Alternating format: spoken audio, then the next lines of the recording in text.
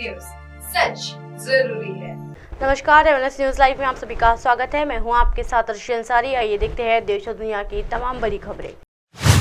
हिंदू का मतलब चोर और नीच, स्वामी प्रसाद मौर्य के बिगड़े बोल जारी, अखिलेश यादव क्यों मौन। जी हां, हिंदू धर्म पर समाजवादी पार्टी यानी सपा के नेता स्वामी प्रसाद मौर्य के बिगड़े बोल जारी है। वैसे वो अकेले नहीं हैं, कई नेता अलग अलग तरह से हिंदू धर्म को निशाना बनाते रहे हैं, लेकिन वो थोड़ी सी सावधानी बरतते हैं। कानून पछड़े से बचने का थोड़ा रास्ता रखते हैं। थोड़ा पीछे जाए तो आप पाएंगे कि कांग्रेस के पूर्व अध्यक्ष राहुल गांधी के हिंदुत्व वाले बयान से ये सब कुछ शुरू हुआ है, जब राहुल ने कहा था कि इन हिंदुत्ववादियों को देश से बाहर निकालना है। शायद राहुल जानते हैं हो या नहीं, लेकिन जैसे माता में मातृत्व होता है, पुरुष में पुरुषत्व हो, वैसे ही हिंदू में हिंदुत्व। जैसे गौतम बुद्ध जिस अवस्था को प्राप्त हुए थे उसे बुद्धत्व कहा जाता है, लेकिन राहुल शायद सीधे हिंदुओं को बाहर निकालना है नहीं कह सकते थे। इसके बाद हिंदुत्व और हिंदू सनातन धर्म को लेकर कई तरह की बयानबाजी हुई। हाल ही में कांग्रेस की सहयोगी डीएमके के नेता उदयनिधि स्टालिन ने सनातन धर्म को पूरी तरह खत्म करने की मांग की है। कुछ कांग्रेस नेताओं ने भी इसका समर्थन किया। विवाद बढ़ा तो उदयनिधि ने भी कह दिया कि मैंने सनातन बोला है, हिंदू नहीं। क्या ये कोशिश है कि अब लोग सनातन और हिंदू में विभाजित हो जाए? जी हाँ, वही अखिलेश यादव की पार्टी के नेता स्वामी प्रसाद मौर्य इन सबसे आगे है। वे सीधे रामचरितमानस, हिंदू धर्म और देवी देवताओं को ही टारगेट करते हैं, क्योंकि उन्हें पता है कि हिंदुत्व में सर तन से जुदा जैसे कोई सिद्धांत नहीं है। अब उन्होंने दावा किया है कि फारसी में हिंदू शब्द का अर्थ चोर और घृणित होता है। मौर्य 19 सितंबर को हरदोई जिले के गांधी भवन में संविधान एवं आरक्षण संरक्षण सेना के तहत एक कार्यक्रम में दौरान बोल रहे थे। यहाँ उन्होंने सीधे विश्व के सबसे प्राचीन धर्मों में से एक हिंदू धर्म को निशाना बनाते हुए कहा कि हिंदू धर्म एक धर्म कैसे हो सकता है। हिंदू शब्द की उत्पत्ति फारसी भाषा में हुई है, जिसका अर्थ चोर, नीच और नीच होता है। हालांकि हैरान करने वाली बात यह है कि अखिलेश यादव ये सब लगातार सुन रहे हैं और कोई प्रतिक्रियाएं नहीं दे रहे हैं। यदि मौर्य ने किसी दूसरे धर्म के लिए इस तरह की टिप्पणियां की होती तो क्या अखिलेश यादव की यही चुप्पी होती? क्योंकि सपा, कांग्रेस और डीएमके नीति तीनों ही पार्टी विपक्षी गठबंधन इंडिया में शामिल है और उनके नेता लगातार हिंदू सनातन धर्म पर जहरीले बयान दे रहे हैं। क्या ये 2024 लोकसभा चुनाव में हिंदू समुदाय को विभाजित कर उनको वोट पाने का राजनीतिक तरीका है, या फिर हिंदू धर्म में प्रति उनके मन में नफरत पहले से ही थी, बस अब बाहर निकल रही है? बहरहाल स्वामी प्रसाद ने आगे कहा कि भारत कभी भी हिंदू राष्ट्र नहीं था, ये हिंदू राष्ट्र नहीं है और ना ही कभी हिंदू राष्ट्र हो सकता है। मौर्य ने कहा कि जो लोग हिंदुत्व राष्ट्र की मांग करते हैं वो संविधान विरोधी है, ये लोकतंत्र विरोधी है, वे आदिवासी विरोधी है, दलित विरोधी और पिछड़ा विरोधी है। उनके दूसरे रहे, हमने अपना संविधान प्राप्त कर रहे हैं और लंबे समय तक काम किया है।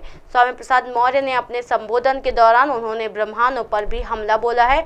उन्होंने कहा कि ब्राह्मण कहते हैं कि ब्रह्मांड के मुख्य से मैं पैदा हुए हैं, ये नहीं मानते कि उनका जन्म उनकी माँ के गर्भ से हुआ है। क्या आपने कभी किसी को मुंह से पैदा होते हुए देखा है? क्या आपने कभी श्रनियों को एक बाह से और वैश्यों को एक पैर से पैदा होते देखा है? बच्चे को जन्म का एक तरीका होता है और ये प्रक्रिया हर देश में एक जैसी ही होती है। इन लोगों ने अपने नियम खुद बनाए हैं। मौर्य ने आगे पीएम मोदी को आड़े हाथों लिया और उन पर चंद्रयान 3 लैंडिंग और G20 शिखर सम्मेलन की सफलता का श्रेय लेने की कोशिश करने का आरोप लगाया। मौर्य ने कहा कि पीएम जानते हैं कि वह 2024 में वापस नहीं आएंगे, इसलिए उन्होंने श्रेय लेने के लिए एक विशेष सत्र बुलाया। उन्होंने आगे चंद्रयान 3 की लैंडिंग साइट का नाम शिव शक्ति रखने पर सवाल उठाया और कहा कि इसका नाम एक वैज्ञानिक के नाम पर रखा जाना चाहिए था। स्वामी प्रसाद मौर्य और उनके विवादित बयानों का इतिहास बता दें कि इससे पहले जनवरी 2023 में मौर्य ने दावा किया था कि रामचरितमानस के कुछ हिस्से जाति के आधार पर समाज के एक बड़े वर्ग का अपमान करते हैं। उन्होंने कहा था कि रामचरितमानस सब बकवास है और इसे प्रतिबंध किया जाना चाहिए। 22 जनवरी को एक न्यूज़ चैनल से बात करते हुए उन्होंने कहा कि 17 वीं सदी में गोस्वामी तुलसीदास द्वारा लिखी गई रामचरितमानस समाजवादी भेदभाव को बढ़ावा देती है और नफरत फैलाती है। तुलसीदास ने इसे अपने आनंद के लिए लिखा था। जी हाँ, हिंदू शब्द का अर्थ और ग्रंथों में जिक्र बता दें। हिंदू शब्द का सबसे प्राचीनतम विदेश उल्लेख ईसा पूर्व 6 शताब्दी के डेरियस एक के शिलालेख में मिलता है, जहां पर उन्होंने हिंदू शब्द को सिंधु नदी के देश के लिए इस्तेमाल किया है। वहीं पंजाब के समप्त सिंघू प्रदेश और पारसियों के प्राचीन ग्रंथ जेद अवेस्ता में हप्त हिंदू कहा गया है। इसमें जाहिर होता है कि हिंदू शब्द वेद के संस्कृत शब्द सिंघू से ही निकलता है। वेद में सिंघू शब्द बहुत बार नदी या अधिक मात्रा की जल राशि के लिए इस्तेमाल किया गया है, इसलिए हिंदू शब्द का विदेशी होने का तो सवाल ही नहीं उठता। और यह भी जाहिर है कि हिंदू शब्द उस वक्त भौगोलिक प्रदेश के रूप में उपयोग किया जाता था, ना कि चोर, डाकू, नीच जैसे विशेषण के तौर पर। जी हाँ, ये भी गौर की करे कि हिंदू शब्द इस्लाम सन 2700 आदि से भी बहुत पुराना है, इसलिए इस्लाम की परिभाषा के आधार पर हिंदू शब्द का अर्थ निकालना निरी मूर्खता है। बाद में जब इस्लाम में फारसा यानी पार्शिया, जिसे ईरान बना दिया गया, आदि पर कब्जा पर लिया और भारत पर भी हमने और कब्जे आदि किए, इसके बाद आकांक्षाओं ने काफिरों यानी गैर मुस्लिमों को नीचा दिखाने के लिए अपने हिसाब से अर्थ गढ़ दिए। उन्हीं अर्थों के स्वामी प्रसाद मौर्य गले लगाए घूम रहे हैं, जबकि भारत के प्राचीन धर्म ग्रंथों के हिंदुत्व शब्द का स्पष्ट उल्लेख है। जी हाँ, इसलिए ब्रह्मस्त्रपति आगम एक अश्रद्धेय पाठ में ये कहा गया है, हिमाचल सभारंभ यावत हिंदू सरोवरम ते देवनिर्मित देशो युवास्थानो प्रश्नच्छते।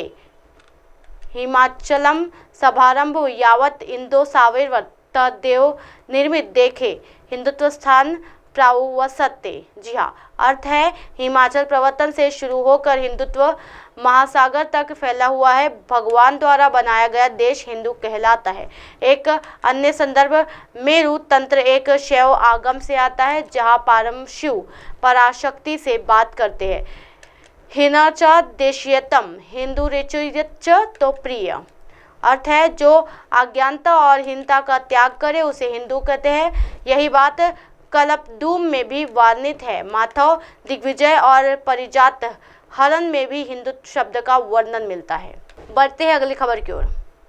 उदयनिधि बोले, राष्ट्रपति विधवा और आदिवासी है इसलिए नहीं बुलाया। तमिलनाडु सीएम एमके स्टालिन के बेटे और मंत्री उदयनाथ के एक बार फिर से विवादित बयान दिए हैं। उन्होंने सनातन धर्म के खात्मे की बात कही है। उदयनिधि ने कहा कि सनातन धर्म के चलते जो भेदभाव फैला है उसके खात्मे में वह समाप्त हो जाएगा। उन्होंने राष्ट्रपति को लेकर भी बयानबाजी की है। द्रविड़ कशिगम द्रमुक की युवा शाखा के नेता और तमिलनाडु के मंत्री उदयनिधि स्टालिन ने बुधवार को आरोप लगाया है कि राष्ट्रपति द्रौपदी मुर्मू को ना तो पहले नए संसद भवन के उद्घाटन समारोह में और ना ही अब आमंत्रित किया गया, क्योंकि वो विधवा और आदिवासी समुदाय से आती है। उन्होंने कहा, इसी को हम सनातन धर्म कहते हैं। युवा कल्याण और खेल विकास मंत्री ने पूर्व में अपनी सनातन धर्म विरोधी टिप्पणियों से विवाद को बढ़ावा दिया था, जिसके कारण देश भर में तीखी बहस हुई थी। इस दौरान भारतीय जनता पार्टी यानी भाजपा ने इस मुद्दे को लेकर उन पर निशाना साधा था। दल के एक कार्यक्रम में उन्होंने कहा कि मुर्मू को ना तो कुछ महीने पहले नए संसद भवन के उद्घाटन में आमंत्रित किया गया था और ना ही उन्हें वर्तमान में इसके पहले सत्र में बुलाया गया, जहां 5 दिन का विशेष सत्र चल रहा है और आज महिला आरक्षण विधेयक पारित किया गया। उन्होंने कहा, हमारे देश में प्रथम नागरिक राष्ट्रपति है और उनका नाम द्रौपदी मुर्मू है। उन्हें नए संसद भवन के उद्घाटन समारोह में आमंत्रित नहीं किया गया था। क्या इसे ही हम सनातन कहते हैं? कार्यक्रम को संबोधित करते हुए उदयनिधि ने कहा कि हम सनातन धर्म के खिलाफ आवाजें उठाते रहेंगे। उन्होंने कहा कि भारतीय जनता पार्टी ने संसद के उद्घाटन कार्यक्रम में सभी को आमंत्रित किया, लेकिन देश की प्रथम नागरिक यानी राष्ट्रपति को बुलाने की जहमत नहीं उठाई। डीएमके नेता ने कहा कि महिला आरक्षण विधेयक को संसद में पेश किया जा रहा है, इसके लिए तमाम एक्ट्रेस को भी न्योता दिया गया, जबकि राष्ट्रपति द्रौपदी मुर्मू को इससे दूर रखा गया। उन्होंने दावा करते हुए कहा कि ऐसी घटनाएं इन फैसलों पर सनातन धर्म के प्रभाव की तरफ इशारा करती है। उदयनिधि ने कहा खड़ा किया रुख अपनाते हुए कहा कि लोगों ने मेरे सिर की कीमत की तय कर दी है, लोग मेरी हत्या करवाना चाहते हैं, मैं इन सब बातों को कतई परेशान नहीं हूँ। उन्होंने कहा कि द्रविड़ मुनेत्र कशगम की स्थापना सनातन धर्म को समाप्त करने के लिए ही की गई है।